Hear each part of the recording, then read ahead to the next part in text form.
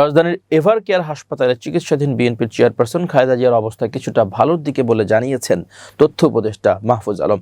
একই সঙ্গে বিএনপির ভারপ্রাপ্ত চেয়ারম্যান তারেক রহমানকে দেশে ফেরার ব্যাপারে সরকার সব ধরনের সহযোগিতা করতে প্রস্তুত বলেও জানান তিনি। রোববার 30 নভেম্বর রাতে হাসপাতালে চিকিৎসাধীন খালেদা জিয়ার স্বাস্থ্য বিষয়ে খোঁজ নেওয়ার পর সাংবাদিকদের সঙ্গে আলাপকালে এসব কথা জানান উপদেষ্টা মাহফুজ আলম। বলেন, আমি ব্যক্তিগত উদ্যোগে বেগম খালেদা জিয়াকে দেখতে এসেছিলাম। তিনি দেশের জন্য যে অবদান রেখেছেন, যে ত্যাগ স্বীকার করেছেন, সে কারণে দেশবাসীর সঙ্গে আমি ও তার সুস্থতা কামনায় দোয়া চেয়েছি। তিনি আরও বলেন, চিকিৎসকদের সঙ্গে যে আলোচনা হয়েছে তাতে জেনেছি গত কয়েকদিনের মতোই তার শারীরিক অবস্থা স্থিতিশীল আছে, তবে কিছুটা ভালোর দিকে আছেন।